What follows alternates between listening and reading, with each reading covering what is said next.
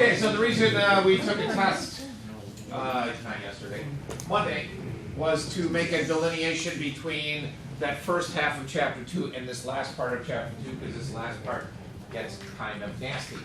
However, I will mention it's my favorite lesson to teach. The nice thing about this lesson is that it takes all this gunk we've been doing and wraps it up into real-world examples. You might know them as word problems. But it's fun, because it shows you how to use calculus to solve some real-world examples. They're called related rates. So we're going to find a related rate. We're going to solve real-world problems using a 9-step approach. Yes, 9 steps. And you should be able to find a way to reduce your stress. Many of you were way, way too stressed on your little wellness check thing. So, I think it's ironic that that's on this lesson. When yeah. it says 9 steps right above it. I knew you'd get it. There we go. And then let's just point it out, unfortunately, related rates is not the answer to reducing your stress. But it is a necessary beast. We're going to go slow. Does anybody else hear that? Yes. What is that?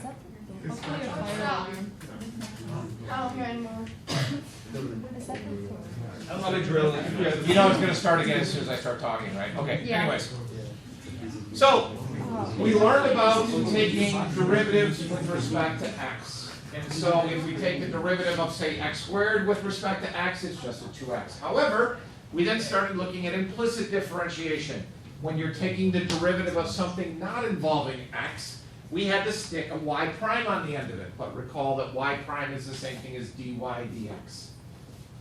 Now, we're going to change gears a little bit and start taking the derivative of things with respect to time. So things like miles per hour comes into play, meters per second. So it allows us to solve all kinds of interesting problems. For some reason, a majority of these problems involve some type of harm befalling someone, no pun intended. Like, for instance, falling off of ladders, cars crashing into each other, that kind of stuff. I don't know why it always does that, but it just happens to be the type of problem. So, that having been said, we're going to dive right into it. This first one is not, well, I'll do it first and then I'll explain it to you. So I've got this problem. Suppose x and y are both differentiable functions. That's important. Differentiable functions means you have to be able to take the derivative of it. If you can't take the derivative of it, then related rates don't work. They're functions of t and related by the equation y equals x squared plus 3. Okay, so this is a little weird. If we were doing this last week, you would simply take the derivative of that, get y prime is equal to 2x, done, and move on. But now, we're taking derivatives with respect to time. So the stuff that we learned with implicit differentiation applies here also. If you take the derivative of something that has a variable other than t, you have to include some notation after it. Okay, so it looks like this. That's more information, we'll come back to that in a second. It looks like this. Use the chain rule, and we get this. So the derivative of y with respect to t would be that. The derivative of the right-hand side with respect to t would look like that. When you take the derivative, what's the derivative of y? No. Yes, that would have been true if we're doing implicit, just 1. Right. 1 plus, we need a notation on the end of that because we're taking a derivative with respect to y. I'll come back to that in a second. What's a derivative of x squared plus 3? 2x. But again, we're taking a derivative with respect to t, so we need some notation to represent that. That turns into that. Okay, so the derivative of y is 1, and you stick a dy dt onto it. The derivative of x squared is 2x. But again, we took the derivative of x with respect to t, so we need a dx dt. There are no x primes and y primes in this stuff. It's got to be dy over dt, dx over dt. In that last line, how many unknowns are there?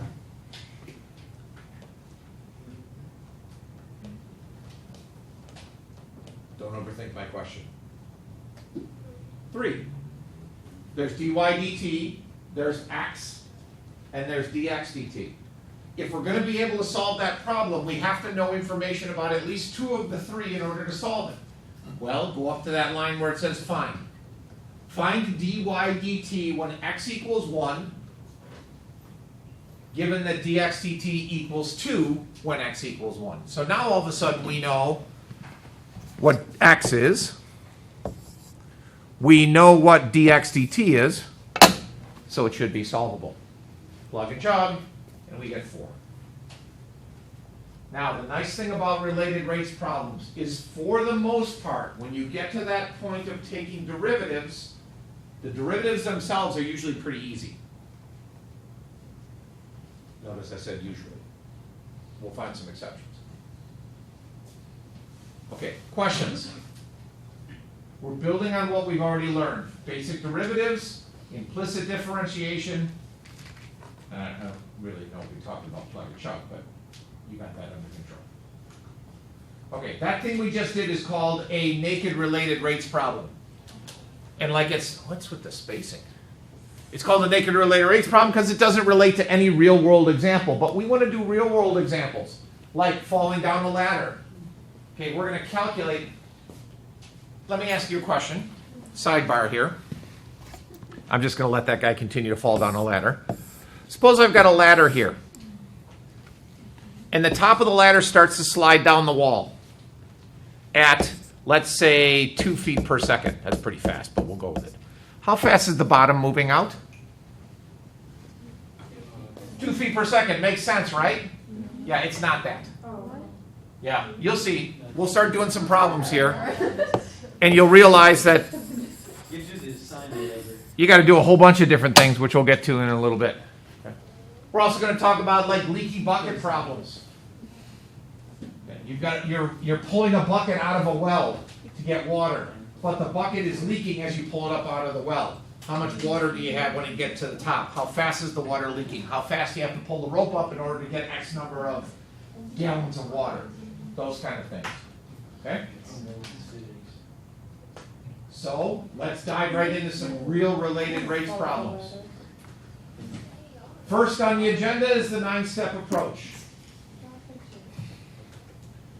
As you get better with related rates, some of these things will be easier to deal with. However, when you're first learning, I'm going to encourage you to find all 9 of these steps. Step number 1, draw a picture.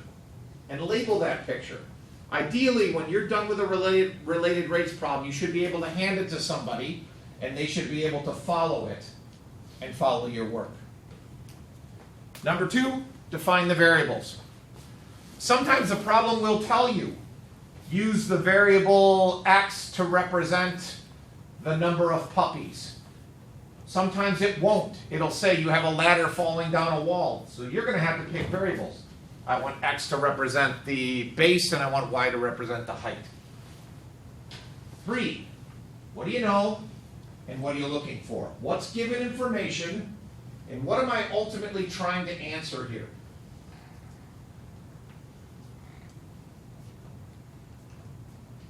Step 3, general equation. Now, this is where things get a little confusing. You want an equation that applies to any point in time. Not a specific point in time. That specific point in time I commonly call the snapshot. Okay, so as that guy's falling down the ladder, I might ask you a question about when he hits the ground. I might ask you a question when he's halfway down the wall. I might ask you a question when he's at the top of the ladder. All of those are snapshots. We want a general equation for any point in time. It'll make more sense as we start working through some examples here. Number 5, take the derivative. As I said, that's probably most of the time going to be the easiest part of the problem. Step 6, now you plug and chug. Use the snapshot for that particular point in time. Number 7, solve. Plug and chug, solve. Do whatever you need to do to get the answer. Number 8 is sometimes a little bit difficult. And you'll see with the examples. But it also applies in some other problems. Okay, you're calculating, let's say, the speed of a bike. and you get 234,000 miles per hour. You probably did something wrong. And then last but not least, it's a word problem, so you need units. Am I talking about miles per hour, feet per second, whatever other possibilities we can come up with, and you'll see a whole bunch of them. Okay, good? Questions? I don't know what questions you could have, but these will make more sense as I work through them. So in each of the examples that I have, I'm going to try to follow all 9 steps. The one that sometimes doesn't work is 8, which we'll get to later, but for the most part, the others are all good to go. All right, so let's start with the classic inflating a balloon. I know you can all read, so I'll allow you to read that and not insult you by reading it to you. Here's the good thing about that. I'll talk while you're reading. On the AP test, they will give you any 3-dimensional volume measurements you need. You don't have to know the volume of a sphere, even though you probably should. You don't have to know the volume of a cone or a cylinder or a cube or any of those. You do, however, have to know 2-dimensional areas. You need to know how to find the area of a circle, the area of a square, the area of a rectangle, the area of a triangle. That's on you. Okay, so there's the problem. Step 1, draw a picture. Well, I'm not real good with pictures, so I turned a sphere into a circle. And it has a radius, R. Okay, define the variables. 2 variables for me, radius and volume. And that's the only thing that I need to worry about working with there. There are no other variables there. Well, I should say there's time, but that's implied in all the problems. Step 3, what do we know? What are we looking for? This is a step that most of you are going to struggle the most with. In the problem, they told us that the balloon is being filled at a rate of 4.5. Okay, now, when we talk about these types of problems, when a rate is positive, that means it's getting bigger. When a rate is smaller, that means the quantity is getting smaller. Did I say? No, I said that wrong. When the rate is positive, it's getting bigger. When the rate is negative, it's getting smaller. Maybe I did say it right. So because the balloon is inflating, our rate would be positive. If I change that problem and say the balloon is being deflated, I would stick a minus sign in front of the rate. That's something you're going to have to be able to figure out on the problem. Okay? Which means dV dt is 4.5. The change in volume over time is 4.5. I'm looking for how much the radius is changing over time, and I want to know that at the exact moment when r equals 2.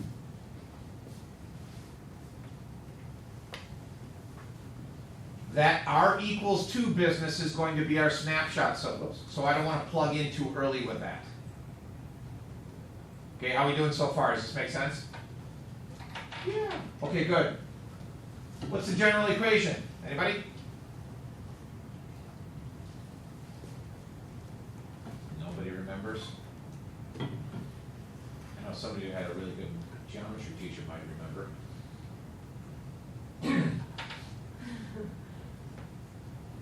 4/3 pi r to the 3rd. Yeah. That's feeling so good. And then just crushed because you're using the slideshow. 4/3 pi r cubed. You wouldn't need to know that. They'll give that to you. The volume of a sphere. Step 5. Take the derivative. Easy peasy. By the way, does that 4 pi r squared look familiar to anybody? What's that the formula for? No. Did Luke say circumference and you just said it all out? So Is it cylinder? good job, Luke. What is it? Cylinder? No. It is the surface area of a sphere. If you take the derivative of the volume of a sphere, you end up with the surface area of the sphere. That's kind of interesting. Shane, how many variables in that equation?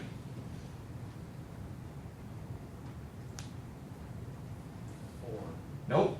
3. 3. Yeah, we don't count. We don't count time. I was thinking 3. I had the number 3 in my time. I said 4. I understand that happens sometimes. Okay. Snapshot. In step 5, that derivative is a derivative of the general equation. Notice, if I go back here, for the general equation, that's not based on any snapshot in time. Do not plug 2 in for the radius there. We want to keep it as general as possible. Then, after we take the derivative, we plug in chug. We know that ddt is 4.5. We know that r is 2. Solve for dr dt.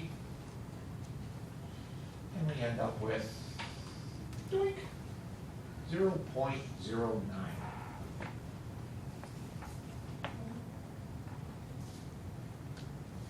Now this is where 8 becomes a little weird. Does that answer make sense? I don't know. Seems okay. What would be an answer that doesn't make any sense, Adrian? Like a negative answer? Negative answer would not make any sense whatsoever because the radius would be getting smaller even though the balloon is inflating. Good. Question? No, I was just gonna say a number bigger than the original number would also not make sense. Number bigger than the original number. If it was like extremely big, Oh, yeah. 1,000, then that wouldn't make sense. Yeah, I mean, good. Yeah. So you will see some absurdity even in problems where you don't even know if that's a realistic answer. The absurd answers like a negative or gargantuanly large answer will be an indicator of some trouble. What are the units here? And so this causes people problems. There's an easy trick to remember the units, and that is to get the units from the thing you're looking for. I'm looking for dr over dt. So my units for the answer are going to be the units of the radius over the units of time, which would give me feet per minute. Okay. That information of feet and minutes was given in the original problem. Okay. So even if you get vapor locked here, if you go back to what you're looking for, that'll tell you the units. If, for instance, I was looking for volume, then the answer, or the units on my answer, would be in terms of the units on the volume. If I'm looking for just a radius measure, it would be the linear units for the radius measure. Okay? How bad was that?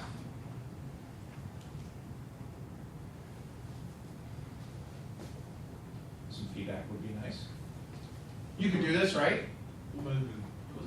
Yeah. I mean, it's better than dental work. No, I measured for dinner. That could be arranged. Yeah, the second one goes into the room. Let's do a bad one then. That was great. Yeah, we'll do a bad one, then we'll take a break and do an easier one, and then we'll do another easier one. But this one is kind of fancy. And it also, it's a very common type of problem, but in the real world, there's not a lot of conical storage containers. Okay? By the way, this happens all the time too. If you're storing something in a cone, it's got to look like that, not the other way around. Think of it like an ice cream cone. You don't fill an ice cream cone from the point. You flip it over, that's what holds the ice cream. Okay? So I know at least one of you knuckleheads, when I give you a cone problem on a quiz, you're going to flip it over and try to do it with the point up. Yeah, don't do that. Okay? Again, you don't need to know the formula. Pi over 3 times r squared times h. And we're draining this tank. Water is running out of the tank. That'll become relevant as we work through the problem. You hear that, right? Yes. All right, so there's the big scary problem. Water tank has the shape of an inverted right circular cone of height 12 feet. I'm reading it to you, I'm sorry. I won't do that anymore. But you'll notice this problem is going to be nasty on a couple fronts. The biggest, not the biggest thing, one of the things is you have to do a volume conversion. I gave it to you in 10 gallons per minute. We don't want gallons per minute, we want feet cubed per minute.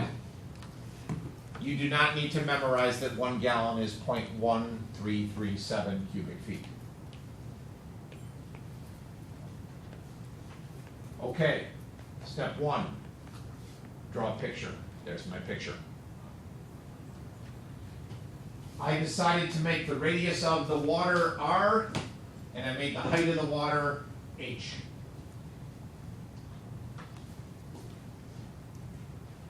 Step 2 is what?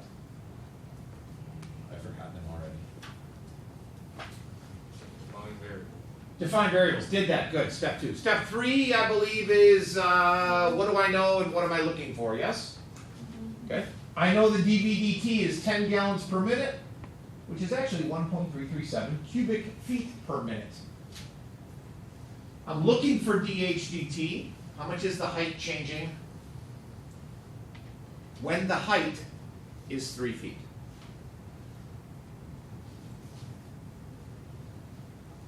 Remind me after I do all this, I'll tell you a story where I used calculus to fix my refrigerator. It's not that great of a story, but it's worth mentioning. It's actually nerd-delicious. Step 4. General equation? No. General equation? So I'm going with. Yep, general equation. Gave you that already. Don't have to do anything with that. Okay, so now we're going to branch. And as it says up there, there's 2 different methods to solve this problem. You'll notice I've got an R and an H variable. That didn't happen when we were doing the sphere problem because there was only R. I like the method I'm about to show you a lot more than I like the second method that I'll show you. So I'm going to spend most of my time on the first part because I think it makes more sense. My goal here with this first approach is I want to get rid of one of the variables. Either get rid of R or get rid of H. How do I do that? I have to use your friend and mine, Mr. Similar Triangles. This is a good time. Given that similar triangle, what equation can you use from that similar triangle? Well, going back to geometry, the way similar triangles work is you compare the sides that are related to each other and set it equal to the other sides that are related to each other. So for instance, R over 6 is equal to H over 12. Or R over H is equal to 6 over 12. However you want to do it, it doesn't matter. I chose to do 6 over 12 equals R over H. Do a little bit of math, and now I know what R is in terms of H.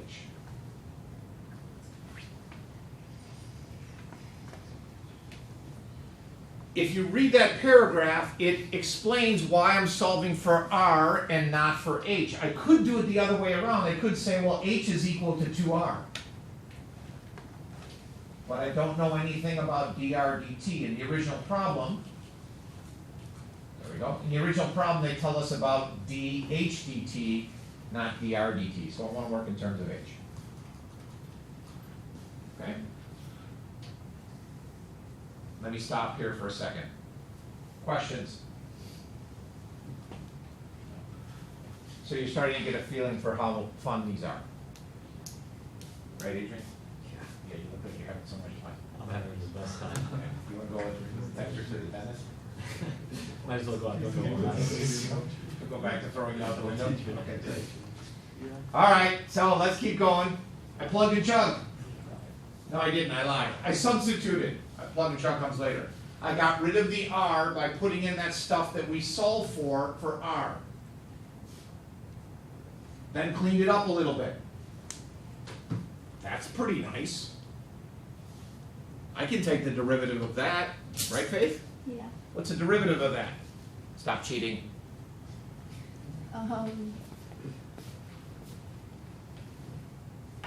3 times pi over 12h and then just pi over 12 multiplied. Or wait, that's a number. So it's just 3 times pi over 3 times pi over 12 times h to the 12. Second power. second times, we took a derivative of h with respect to t, so you need to slap a dh dt on the end. Right. What's a derivative of v?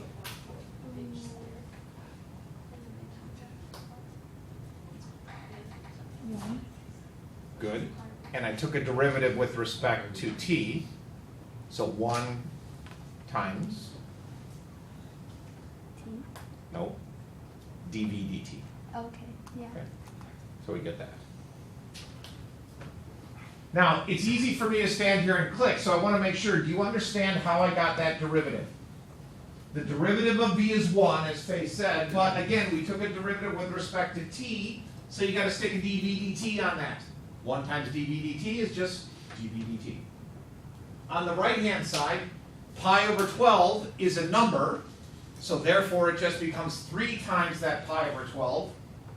Reduce the exponent by 1 to h squared, and I took a derivative of h with respect to t, so I need to slap a dh dt on that. 3 unknowns. I hope I have information on 2 of them, and I believe I do. I know dv dt, that's 1.337. I know dh dt, I forgot what it was, but I know that. Did they give us the rate? They gave us h. Okay, so I'm finding dh dt. Okay. H was 2 or 3? 3. Plug and chug. Get that, and then solve.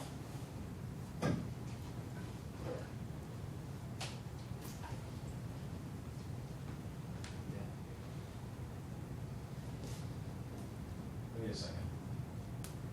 Hold, please.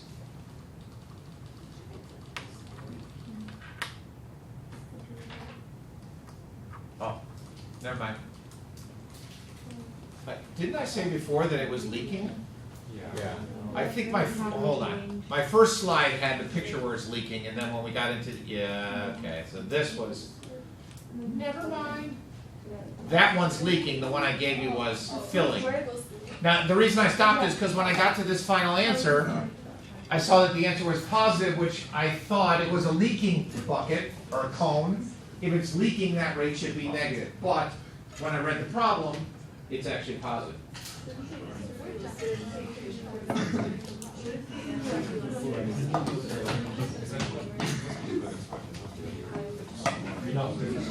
H is measured it was deep. Yeah, don't worry about the units there. I'm doing that. So again, matching up the units. H is given in feet. T is given in minutes, so my units are feet per minute. Does the answer make sense? Well, after realizing my mistake of creating a problem that is filling, not leaking, yes, that answer makes sense. It's a positive value. As far as the validity of that number, I'm not 100% sure. It sounds reasonable to me. Let's go with it. It's not negative. That's good. It's not some outrageously ridiculous answer, like 3,000 feet per minute. So, makes sense. Okay. Now, the second method I'm going to go through quickly, because I think it's going to cause some of your heads to explode. So, I'll go slow. No, I won't go slow. I lied. I'm going to go fast through it so you don't remember it. But I still think I need to show it to you. Instead of substituting for R, I did a product rule. Do I need to say anything else? No. Okay, good. So then you do this, and then you know what? You still got to do a triangle like that, and then get rid of that, and then you take the derivative of that, which is okay. Great, we're good. That's crazy. Okay. So I think you saw it my way that the first way was better. Wait, so we don't have to, okay. You don't have to do anything. This is I was America. very It's like confused. Bob right now. Okay. We all end up watching that second method. Questions? Yeah, you don't use the. All right, let's take a 5-minute break before we dive into this ship problem.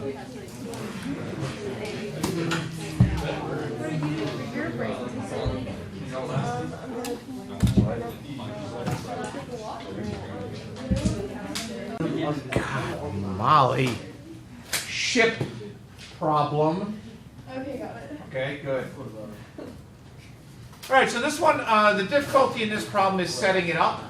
Solving the problem itself is not that bad, but we start with ship A being 25 miles due south of ship B. So ship A actually starts here. That distance is 25 miles. And then A decides that it's going to start sailing west. In the same time, ship B starts sailing south. So B continues to head towards the point where A started, while A continues to move away from that point.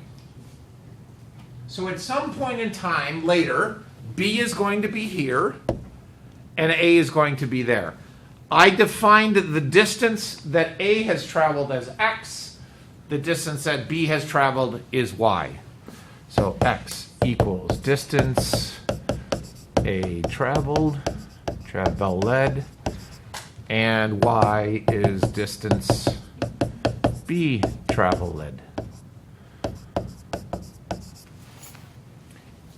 And this is why labeling your problem is so important, because you could do this same problem and get the correct answer, labeling it completely differently. I could label the distance that B has to go to get to that bottom point as y, but I chose this. Okay? And z is the distance between the boats. They're ships. Between ships. Okay, 1, picture, got it. 2, label variables, got it. 3, help me. What do I know? What am I looking for? Okay, what do I know? Ship A is sailing west at a rate of 16 miles per hour. So dA dt is equal to 16. Is that 16 positive or negative?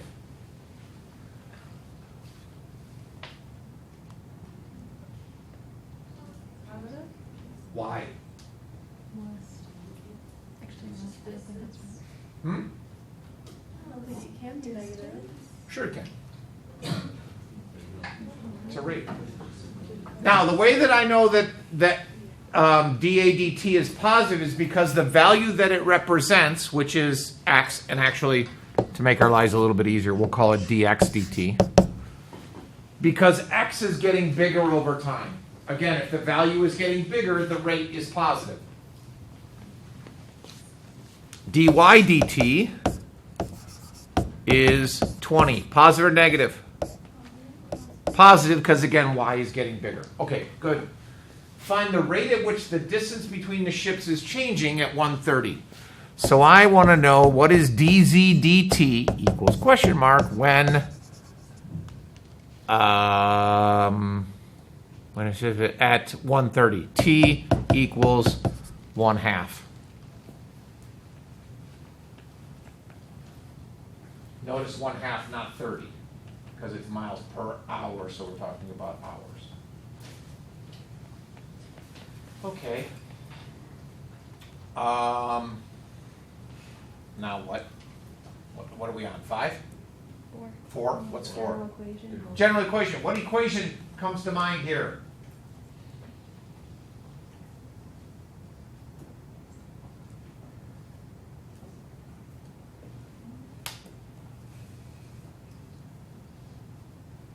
Look at the picture. Alice, Is it just a squared plus b squared plus c squared? also known as Pythagorean theorem? Pythagorean theorem. X squared plus 25 minus y, quantity squared, equals z squared.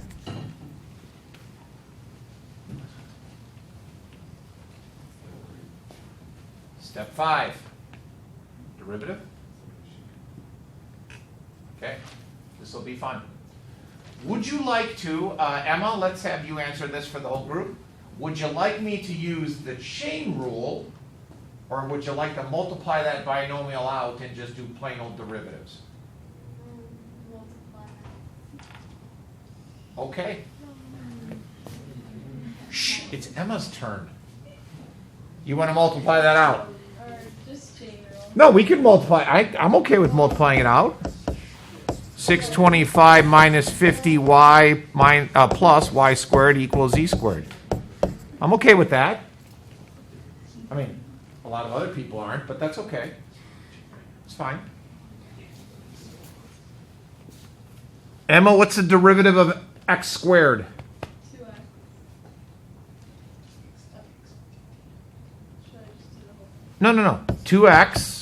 I took a derivative of x with respect to time, so I got to stick onto that. Which one? dx over dt. Well done. Oh, Emma, what's the derivative of 625? 0. Goes away. Not even going to write anything. Emma, what's a derivative of negative 50y? Negative 50 dy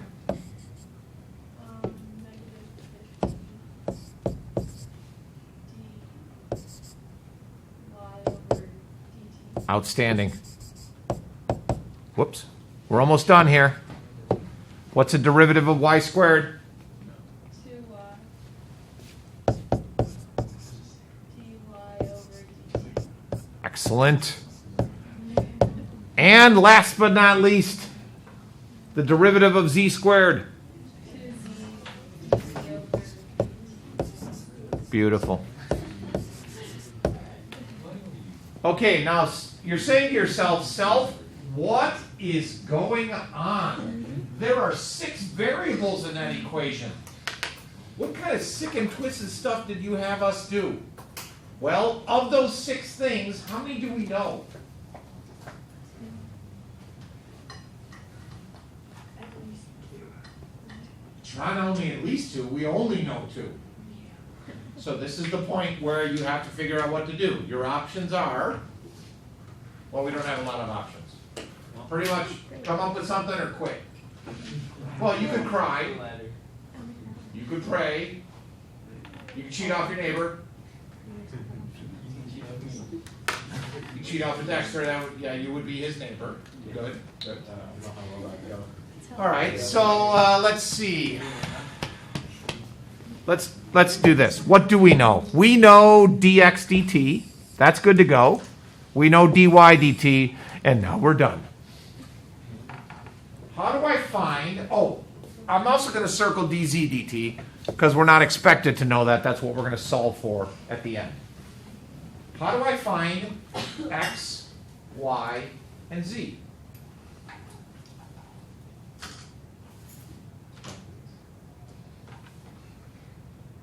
Yes, Matthew? Because they're all in Pythagorean, they're all related to each other in Pythagorean, so you can put them into, like, you put x, y, or z in terms of x, y, or z. Did that make sense? I know what he's trying to say. Yeah. You know what he's trying to say, Yeah. but you don't understand what he's trying No, to like say? I get it. You get it? What he's trying to say. Could you reiterate it then? Like, if you want to find what x is, solve for x in the Pythagorean theorem. If you want to find y, solve for y in the Pythagorean theorem. You will solve for z. Fairly close, but the first 2 are even easier. If I travel at 16 miles per hour for half an hour, how far do I go? 8. Okay? This stuff that we're about to do, I commonly call a sidebar. I'm over here in a sidebar. 16 times 1/2 gives me 8. That equals x. Simple physics. The dirt equation, distance equals rate times time. If I travel 20 miles per hour for a half hour, how far do I drive? No, it's a boat. You don't drive a boat. Do you drive a boat? Yeah. Okay, sorry. Well, these are Depends on sailing the though. type of- These Depends are We're on- sailing? Depends on the these are type of boat. ships. They're Yeah. safe. So you don't drive a sail. What do you No, you you- sail it? Yes, sail except the the big Depends on the sail. type of boat. Yeah. Well, it's a sailboat. We're sailing. Yeah, it's Yes. a sail. Okay. If it's not a sailboat, then Okay, so we're sailing a boat at 20 miles per hour for a half hour. We've gone 10 miles. Okay, we're getting closer because now I know x, I know y, and now we use what Matthew and Molly talked about, and that is do a little Pythagorean theorem. I'm going to come to this guy and put in, what did I say x was? 8. So 8 squared plus 25 minus 10 squared equals z squared. All right, bust out those calculators. Solve for z for me, please. Luke. Wait, don't you know that dy dt, like the 2y? Oh, I circled the wrong one. Yes, thank you. I missed that one. Or not the wrong one. I just forgot to measure to circle that one. Thanks for the help. I'm glad you're here. Is this a 25? That's a 25. Yes. Sorry. I had a math keeper. I got 17. 17. That's what I got. It turned out to be a pretty answer. Maybe. Yeah, actually. What'd you call me? I said yeah, it actually did. Oh, you told me Ashley. Oh,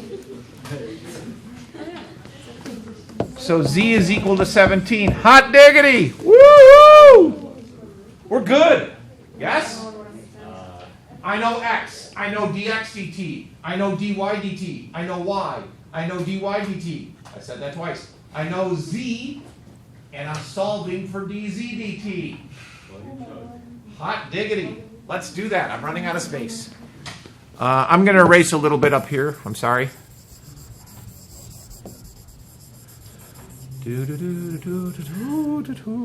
Okay, so 2 times 8 times, well, I erased it. dx dt is 16 plus, minus 50 times 20, gracias, plus 2 times 10 times 20 equals 17 times dz dt. 2 times 17. That's what I said. Glad you're here, Em. I'd be lost without you. Okay. Now, if you're feeling fancies in your pantsies, not even if you are, just solve that. Tell me what dz dt is. I'll wait. I'll do a little work while I'm waiting. 16 squared is 2, 56.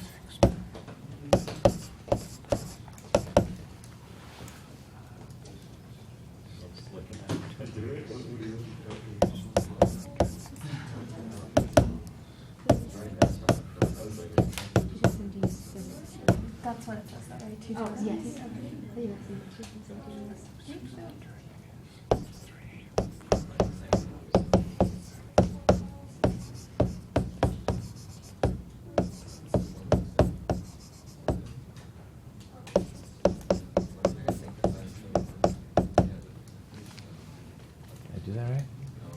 Did I screw up somewhere? Isn't it negative 344? Oh, That actually, nice. You yes? I got that. What is that? It's like 10 point something or another? 10.117. Approximately 10 point, negative 10.1. Oh, by the way, this is the first time we've run into this. AP standard. All approximate answers, without exception, are rounded to 3 decimal places. Yes, you have to be accurate to 3 decimal places. So Molly, in 3 decimal places, it would be negative 10.118.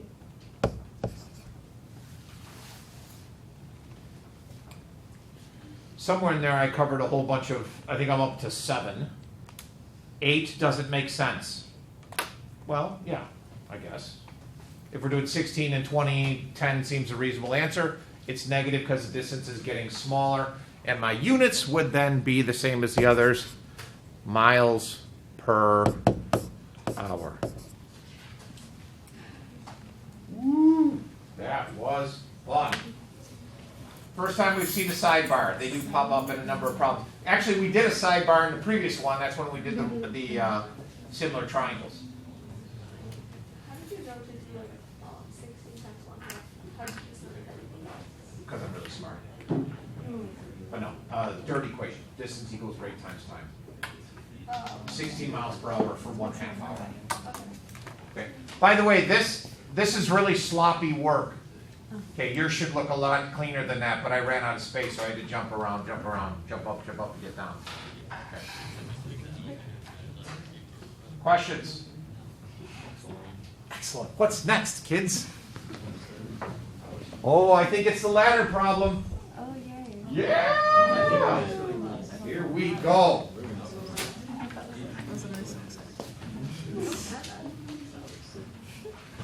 So, quick side story that may gross some of you out. Are you okay with a gross story? Sure. So, when I was in college, I earned money to pay for I paid for my own college. I'm very proud of that. But I earned money as a painter. I was a professional painter. Worked for a guy. And so he was an old school painter, and he had all wooden ladders, which was pretty much, that's old school even back when I was in college. Everybody had aluminum fancy ladders. The wooden ones are really heavy. So I'm climbing a ladder. I'm about 20 feet off the ground. I've got 2 gallons of paint in one hand. I'm running my hand up the ladder, trying to hold on as I get up. And as I get to the top of the ladder, I drive a splinter under my thumb. under my thumbnail about halfway down. Like halfway down the nail or halfway down your thumb? Halfway down the nail, so into about there. So about a half inch under my nail. You can imagine how bad that hurts. Yeah. I kind of started to shake enough to the point where the ladder fell down the wall. So it went this way down the wall. It got to the ground, I just kind of stepped off the ladder. Which was great, except when I did that, I dropped both gallons of paint, which then exploded all over the side of the house. Yeah, that's good. And then I had to pull the sliver out. You want to guess what happened? It broke off underneath the nail. Yeah, that was bad. So I go to the emergency room. By then, my finger is all swollen up. It's pulsing. The doctor says there's only one way around this, and he gets a drill.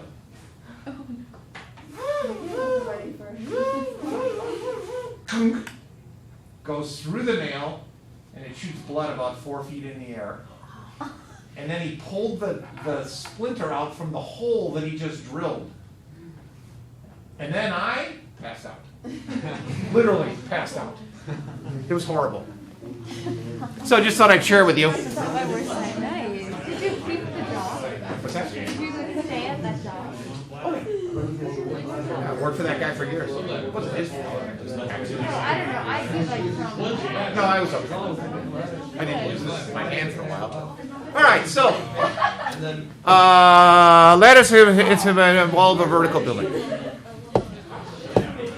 Step 1, draw a picture. Okay, vertical building, ground, ladder. Now, I talked a lot about not plugging numbers in too quickly because we want to look at a snapshot. However, in this problem, the ladder length does not change during the entire problem. It's a constant. So we can put that in right away. I'm going to slap a 20 right there. Any quantity in a problem that changes, you can't plug in too early. If it's a constant throughout the problem, then you can plug it in right away. Just so we stay with our norms here, I'm going to call the vertical distance y and the horizontal distance x. So x equals horizontal distance, y equals vert distance. Okay, good. We're doing so far. So if the bottom of the ladder slides away from the building horizontally at a rate of 2 feet per second, uh-oh, that's not good. That's going that way. How do I represent this?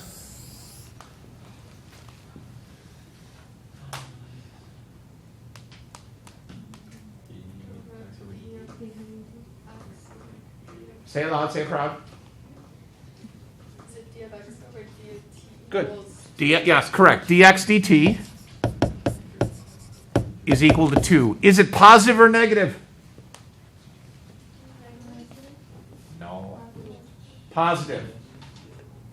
Again, how do we know it's positive? Because x is getting bigger over time. dy dt. So how fast is the ladder sliding down the building when the top of the... Okay, so dy dt is what we're looking for when y equals 12. Will my answer be positive or negative? Good. I should get a negative answer because dy dt is negative because the quantity of y is getting smaller. So this comes back to the question I asked earlier. Just because the bottom of the ladder is sliding out at 2 feet per second does not mean the top of the ladder is dropping at 2 feet per second. That is a normal misconception. Okay. Picture, variables. What do I know? What am I looking for? General equation. Say again? Wait. Okay. Anybody? All right. My diagram again? Is this Luke's answer or your answer? My answer. Luke, is he true? Is he true? Is he telling the truth or is he lying? He is telling the truth. You have said nothing. I have said nothing. You are no longer a puppeteer. Correct. Gotcha. Conrad, what would the Pythagorean theorem be for this problem That's what I was then? thinking. So that's so far. Should be x squared plus y squared equals 20 squared. Perfect. Okay. Good. Step 5. Take a derivative. Conrad, what's a derivative of x squared in a related rates problem? You would have dx over dt times 2x. Well done. How about y squared? You're on a roll. Yeah, 2y and then dy over dt. And 20 squared. Well, that would be 0. Oh, I thought I could get you. Nice job. Oh, wait. That's it. There's nothing else. It's just 0.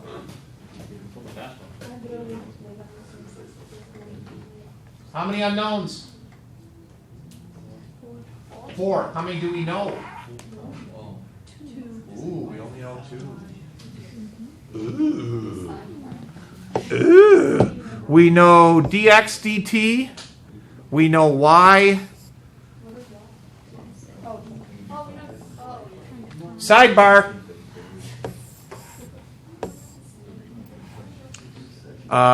X squared plus 12 squared is equal to 20 squared. Go ahead, I'll wait.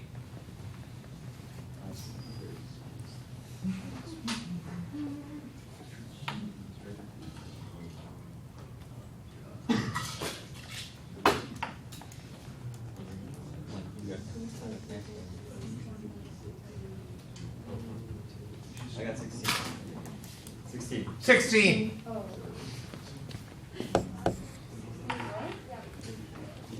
Now let me give you a warning. My answers for Pythagorean theorem have turned out to be nice. They won't always be the case. That won't always be the case is what I tried to say. Especially coming from the College Board, they like ugly answers. Okay, plug and chug. 2 times 16 times 2 plus 2 times 12 times dy dt is equal to settle. Solve, please. Tell me what dy dt is.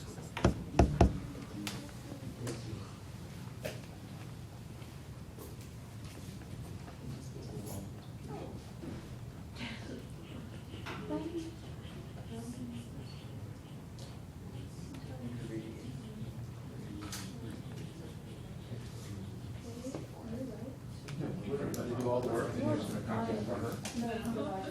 Where'd you guys get it? They don't start cheating. That just happened.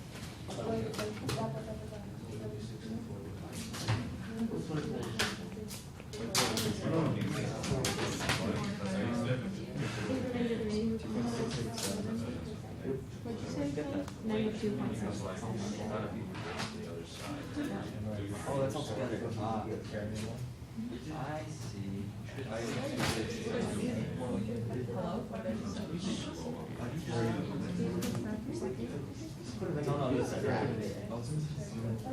Negative 2.667. How fast? Is your brain I have 64 by the Ooh. Okay. You forgot one of the twos. Oh. 2 times 16 is 30. Times 2 is 64. Thank you.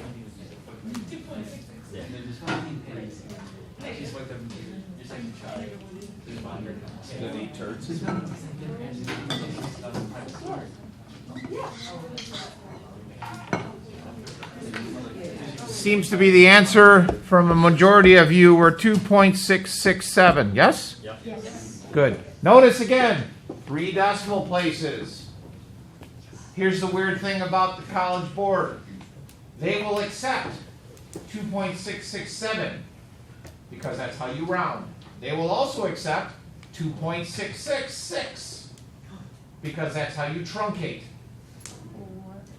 You could truncate, chops off. And you'll see as we start doing some actual AP problems, for a problem like this, they'd have 2 answers. negative 2.667, negative 2.666. Now, if you put negative 2.668, you're going to get it wrong. So it has to be accurate to 3 decimal places. Be careful when you're doing that. We good? Good. What are the units? Feet per second. Again, if you get jammed up with that, what are the units on Y? Feet. What are the units on T? Seconds. Our answer is negative, which we said it a long time ago. It should be negative because Y is getting smaller. Okay. I love ladder problems. They're easy to do. They're a more realistic world, and I lived through one. Okay? So, personal for me. Thanks for listening to my story. Did you cover surgery on this side? You fixed your. Oh, yeah, hold on. Let me finish this. Oh, sorry. Okay. I think I mentioned this. If I haven't, there's a website there, patrickjmt.com. He's a math nerd. If you go to that website, there are 1,000 different videos on everything from algebra to algebra 2 to pre-calc. But he's got a pretty substantial calculus library. The nice thing about his is most of his videos are 5 to 7 minutes long and very specific. So if you want to review implicit differentiation, he's got a 5-minute video on implicit differentiation, as opposed to slogging through my 50-minute videos to get back to the examples we've had. So something worth checking out.